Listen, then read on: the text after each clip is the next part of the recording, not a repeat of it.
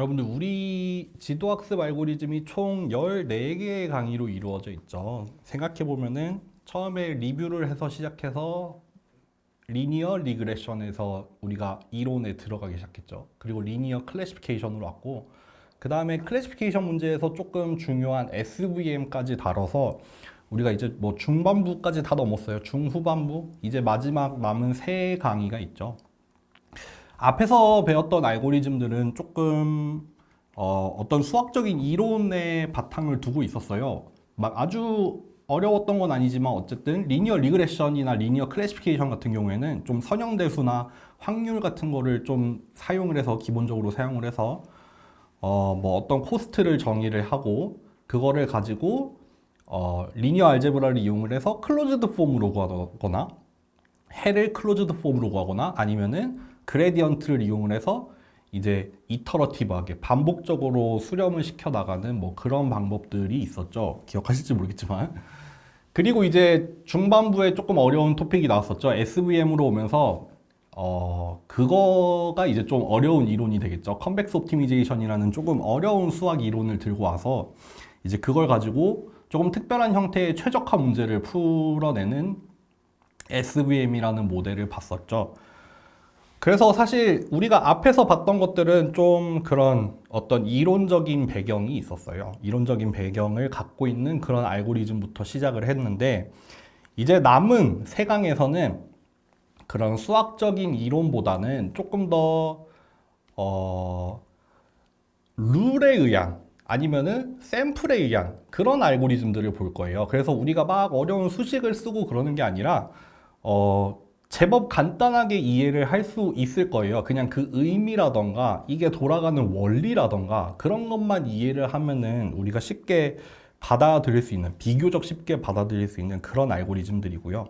그래서 남은 세 강은 어떻게 이루어지냐면은 일단 오늘 디시전 트리라는 알고리즘을 배울 겁니다. 요거는 리그레션도 가능하고 클래시피케이션도 가능한 디시전 트리라는 건데 얘는 좀 기본적으로 한계가 있어요. 얘가 우리가 앞에서 봤던 알고리즘들처럼 아주 뛰어난 성능을 내지는 못해요.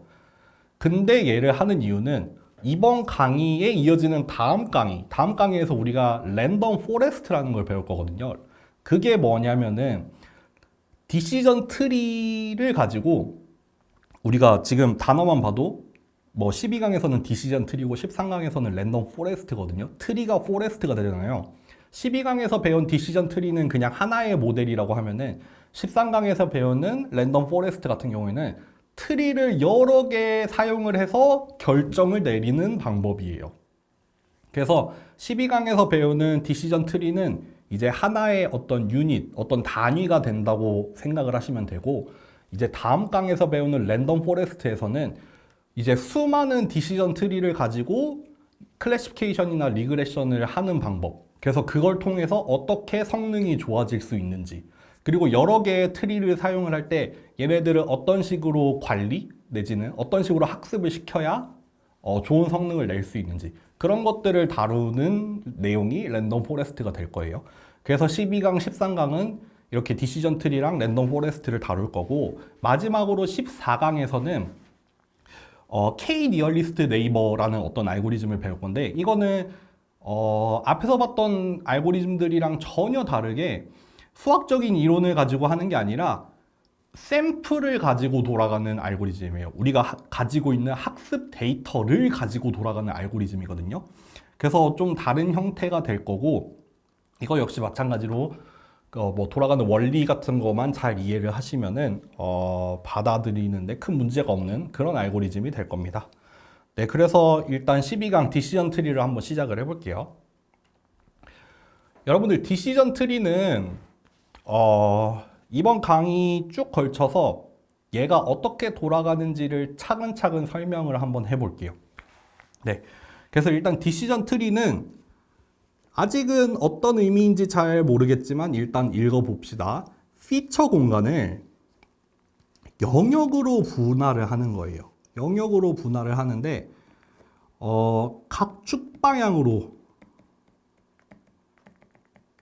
쪼개는 거죠. 예를 들어서 우리가 뭐 리니어 클래시피케이션에서 주어진 데이터들이 막 여러 개가 있었을 때 구분은 따로 안 할게요. 이렇게 뭐 리니어한 바운더리를 찾아낸다거나 아니면은 뭐 SVM을 가지고도 이런 걸 찾아낼 수 있었는데 여기에다가 또 뭐 넌리니어 피처를 가지고 온다 하면은 이런 식의 형태의 굉장히 불규칙적이고 비선형적인 이런 바운더리를 찾을 수 있었잖아요. 디시전 트리는 뒤에서 좀 더 자세하게 설명하겠지만 예를 들어서 이렇게 2차원의 공간이 있다면은 이런 식으로 딱 구획을 나눕니다. 뭐 예를 들면은 이렇게 나누고 또 뭐 여기를 이렇게 더 잘게 쪼개고 이렇게 쪼개고 이렇게 그냥 구역 우리 여기 전체가 예를 들어서 2차원의 피처 공간이라고 하면은 이것들을 수직 또는 수평한 선으로 점점 잘게 쪼개 나가는 거예요. 이게 디시전 트리예요. 별로 그렇게 특별한 게 없어요. 그냥 여기 뭐 예를 들어서 여기가 첫 번째 피처, 여기가 두 번째 피처라고 하면은 여기서 첫 번째 선부는 여기 x2라는 어떤 값을 기준으로 영역을 하나 쪼갰죠. 그 다음에는 요 값을 기준으로 또 뭐 하나를 쪼갰죠. 이런 식으로 그냥 차례차례 쪼개 나가는 이런 형태입니다. 특별할 게 없어요. 그래서 그러면 이렇게 공간을 분할하는 일련의 규칙들이 있어요. 규칙이라고 했지만 사실 간단하게 얘기하면은 스래시 홀딩이에요. 그러니까 어떤 값을 기준으로 그거보다 크냐 작냐를 가지고 그냥 판단을 하는 규칙이에요. 그래서 규칙이라고 했지만 스래시 홀딩이고 그렇기 때문에 기준이 되는 값만 정해주고 그 값보다 크냐 작냐를 통해서 점점 구역을 쪼개 나가는 거죠. 그리고 그렇게 구역을 쪼개 나가는 일련의 방법들을 우리가 트리의 형태로 나타내거든요. 우리가 한국말로는 의사결정 나무라고 하죠. 영어로는 디시전 트리라고 하는데 트리의 형태가 나타날 겁니다. 그래서 장점이라고 하면은 장점이자 뭐 특징이라고 하면은 우리는 이전까지 봤던 모델들은 뭐 바운더리가 리니어할 거다. 아니면은 뭐 SVM 같은 경우에는 뭐 심지어는 최적화에 대한 크라이테리언까지 가지고 있었죠. 디시전 트리는 전혀 없어요. 아무런 뭐 어떤 데이터가 이 데이터가 어떤 형태를 따를 거다. 뭐 그런 전제, 가정 이런 게 전혀 없습니다. 그냥 어떤 형태든 상관없이 우리는 이렇게 그냥 수직 수평하게 분할해 나갈 거다. 이런 거죠. 그래서 뭐 이해나 해석이 용이하다 뭐 이런 얘기 당연히 할 수 있고 뭐 클래시피케이션도 되고 리그레션도 가능해요. 요것도 뒤에서 좀 더 자세하게 설명을 해드릴게요. 요것도 뭐 이 수업에서 얘기를 하진 않겠지만 뭐 숫자형 데이터 뭐 정수가 됐든 실수가 됐든 숫자도 다를 수 있고 카테고리도 다를 수 있어요. 요것도 그냥 그 룰만 정의를 할 수 있으면 되거든요. 그리고 데이터에 대한 전처리가 거의 필요 없다.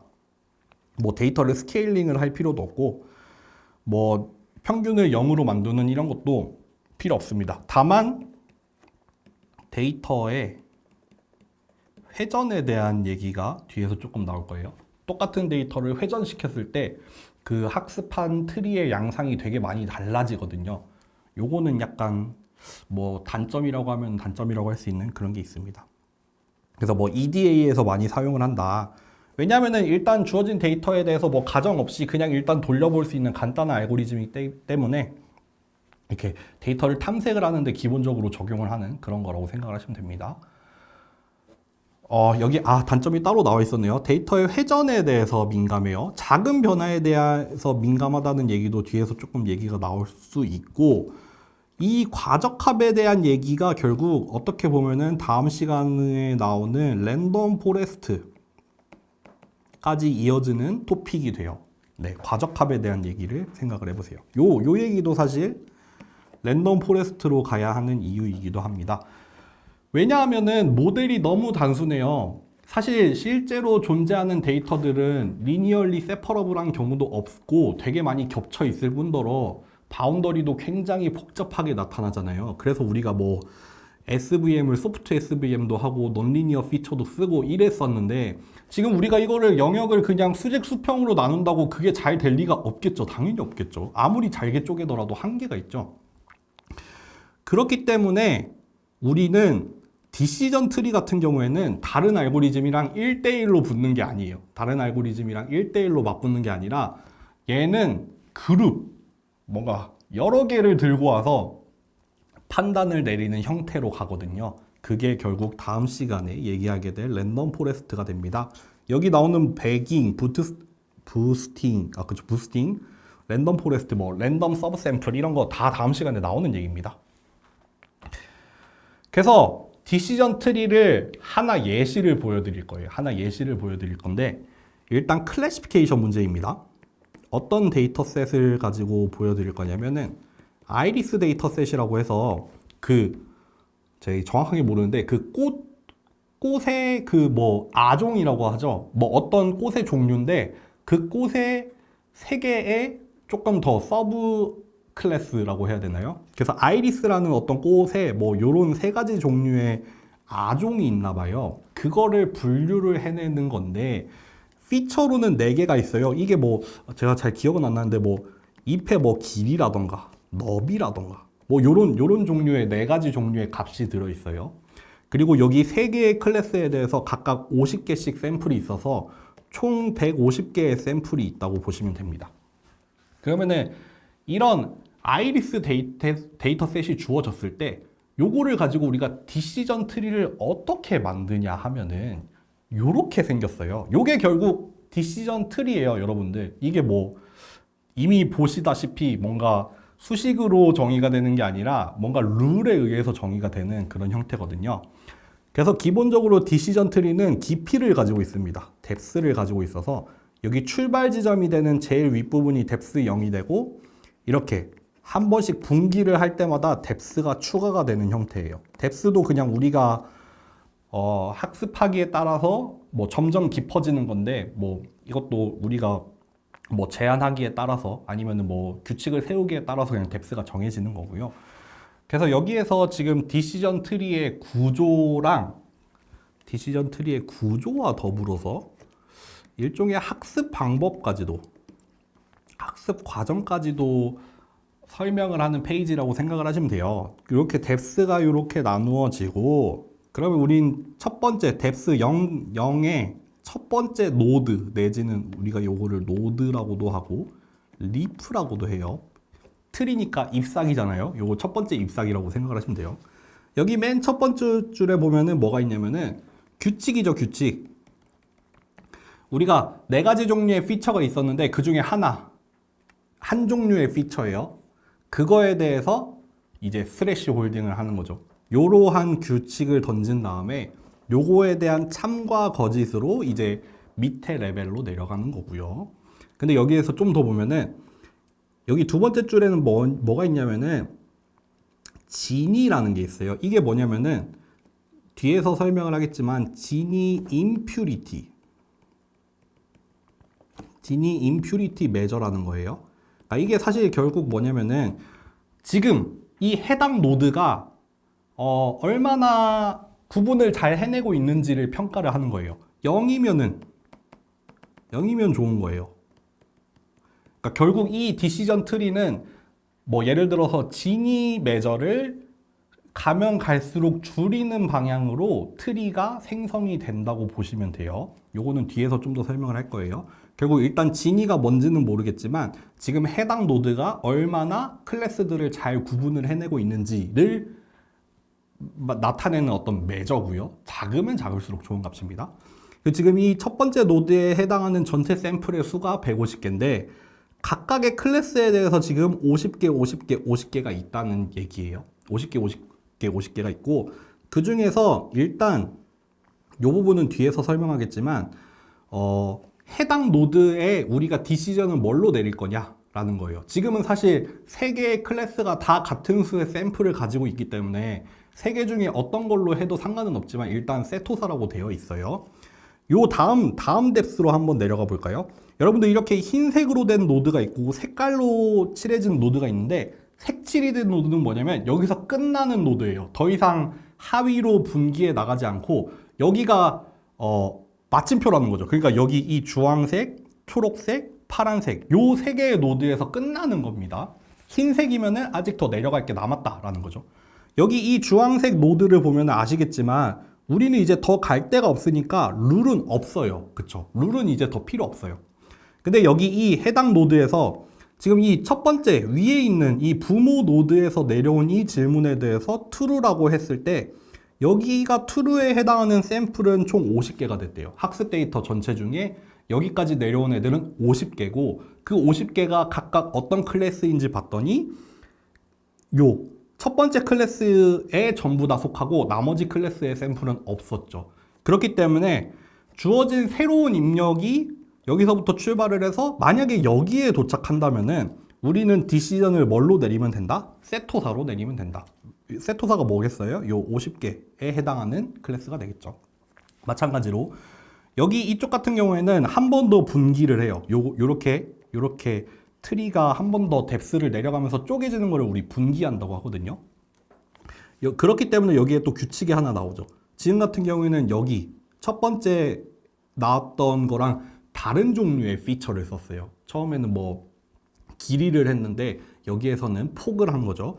그래서 요 규칙에 대해서 또 한 번 true랑 false로 갈라질 거고, 일단 이번 노드에서는 그러면은 지니 매저가 0.5가 나왔대요. 여기서 요 얘기를 안 했네요. 여기 같은 경우에는 지니 매저가 0이 나왔죠. 그렇기 때문에 요거는 뭐 더할 나위 없이 좋은 경우죠. 왜냐하면은 하나의 클래스로 딱 나눠 떨어졌으니까요. 반면에 여기는 아직 0.5예요.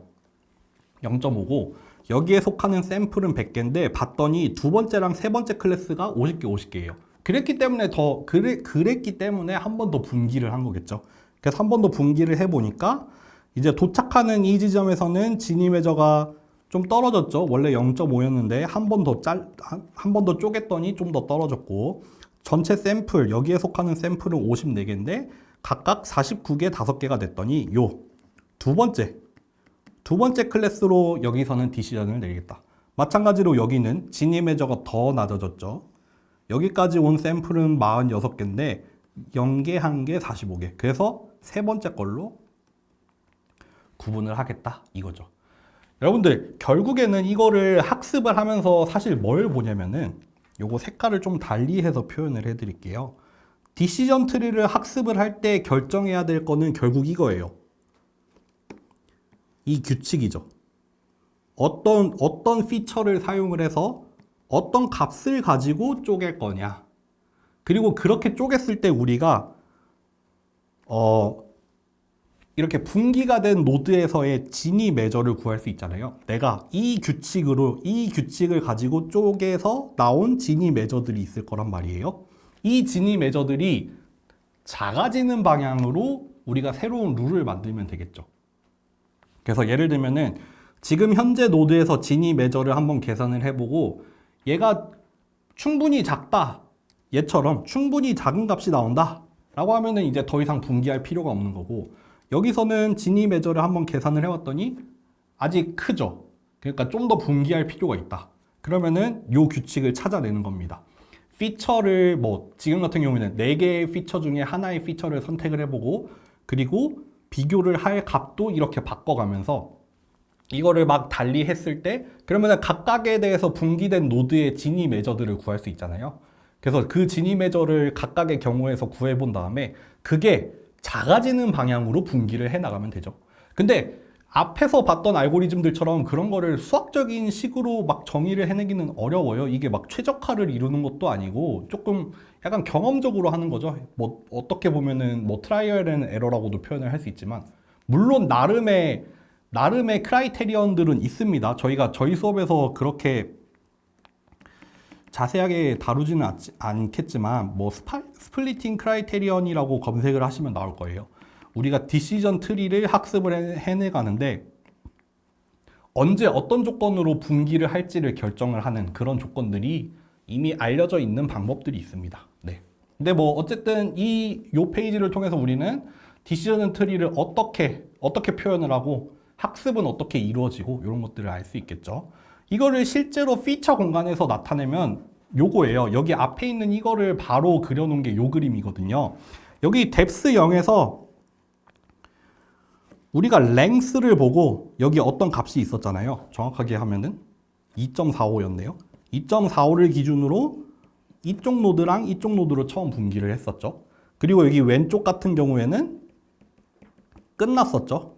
더 이상 분기하지 않았었죠. 그러니까 여기 노란색 영역은 이걸로 끝났어요. 그리고 두 번째, 그러니까 뎁스 1에서는 여기 요 폭을 가지고 결정을 했었고, 여기가 기준값이 되는 거죠. 여기가 정확하게 어떤 값이었냐면은 1.75였네요. 1.75를 기준으로 이제 요 영역에서는 안 나눴고, 요쪽에서만 나눴었죠. 요쪽에서만 나누되 이번에는 수직이 아니라 수평으로 나눴죠. 그래서 이제 초록색이랑 보라색으로 갈라진 거죠.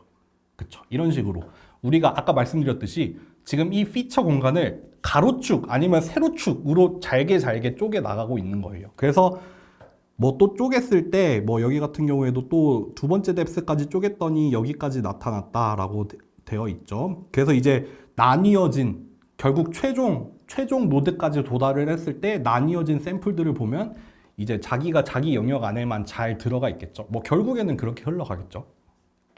마찬가지로 여러분들 클래시피케이션이 아니라 리그레션에도 적용을 할 수 있어요. 근데 요거는 조금 설명을 드리자면 요 방향이 입력이죠. 그리고 요 방향은 출력입니다.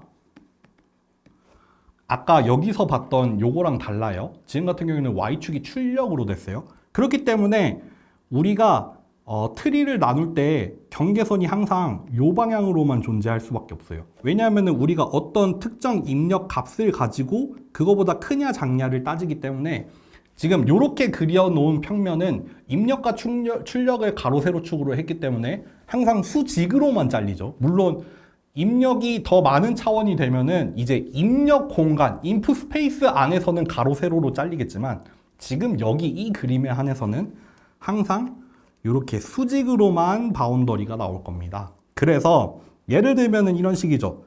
첫 번째 뎁스에서는 요 값을 기준으로 좌우로 나뉘었을 때 여기 오른쪽으로 나뉜 경우에는 아웃풋을 요 값을 해라 이거죠.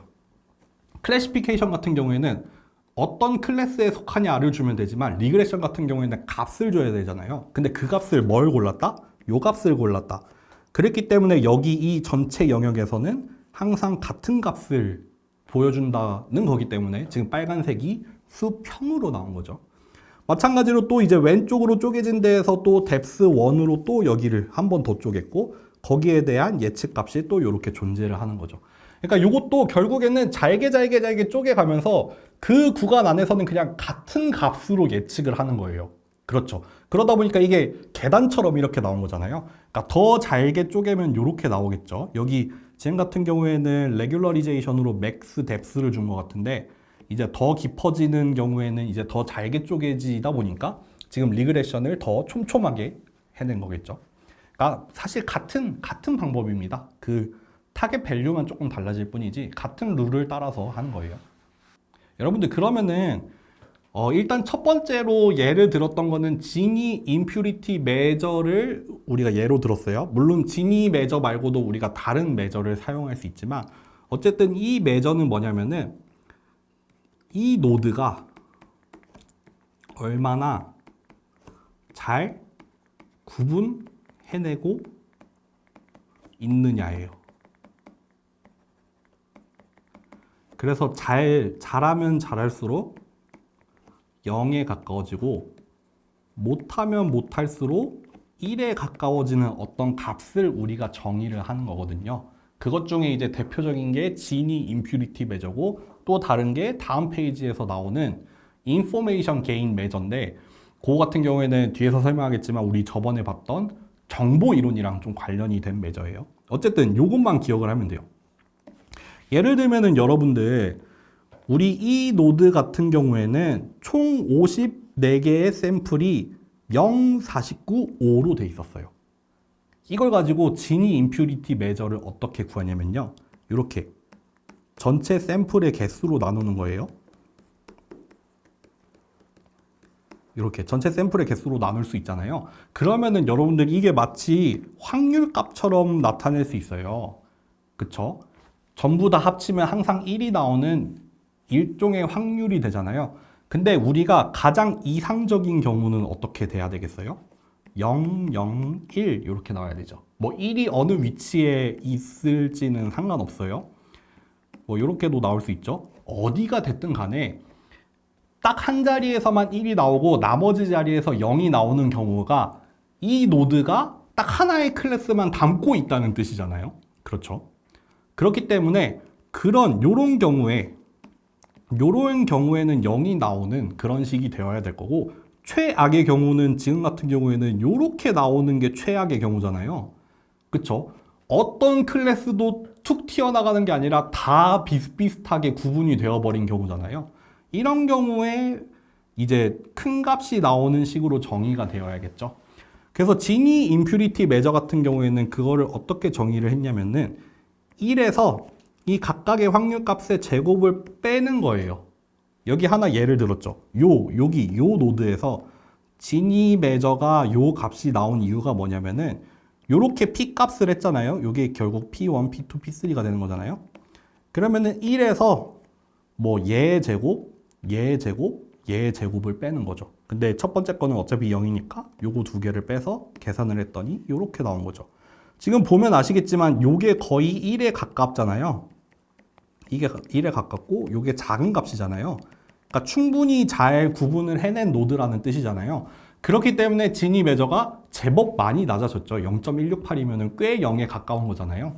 그러니까 이제 이런 식으로 우리가 이 노드가 지금 얼마나 하나의 클래스만을 잘 담아내고 있느냐를 표현을 하는 값으로 쓰는 거죠. 마찬가지로 여러분들 기억하실지 모르겠지만 우리가 엔트로피라는 걸 정의를 했었어요. 무작위성. 언제 무작위성이 가장 높다고 했었죠? 유니폼 디스트리뷰션인 경우에. 유니폼한 경우에 우리가 엔트로피가 최대라고 했었죠. 그쵸? 반대로 딱 하나만 1이고 나머지가 다 0이면은 이런 경우에는 무작위성이 사실 없는 거나 마찬가지죠. 딱 하나로만 결정이 되잖아요. 확률이 1인 값이 딱 하나만 존재하니까 어떤 경우에도 요 사건밖에 발생하지 않아요. 그렇기 때문에 요 경우에는 엔트로피가 최소가 되는 거잖아요. 그러니까 이런 우리가 저번에 정보이론에서 봤던 엔트로피도 사실은 좋은 매저가 될 수 있다는 거죠. 우리가 원하는 건 요런 형태를 원하는 거잖아요. 요런 형태를 원하고 요런 경우에 0에 가까워지는 값을 정의를 하고 싶었고, 요거에 이렇게 유니폼해지면 유니폼해질수록 뭐 점점 커지는 그런 값을 원했잖아요. 그렇기 때문에 이 인포메이션 게인, 엔트로피를 이용한 이 메저 같은 경우에는 그냥 정의 자체가 엔트로피예요. 여러분들 기억나세요? 이거 평균 엔트로피잖아요. 엔트로피가 마이너스 로그 P로, 그 무작위도가 마이너스 로그 P로 정의가 됐고, 평균 엔트로피 같은 경우에 그래서 요렇게 정의가 됐었잖아요. 그쵸? 그러니까 요거는 정의가 그냥 엔트로피죠, 엔트로피.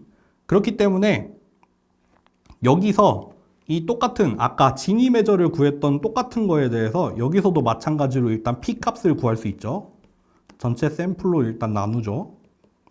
그런 다음에 요거를 P1, P2, P3로 삼아서 이제 여기에다가 대입을 시키면은 여기 앞에 거는 그냥 0이니까 날아가고, 이제 요 두 번째 거에 대해서 구하고, 여기 세 번째 거에 대해서 엔트로피를 각각 구한 다음에 평균을 내면은 0.31이 나온다. 그래서 요 경우에 이 노드의 인포메이션 게인 메저는 0.31이다. 그렇게 나오는 거죠.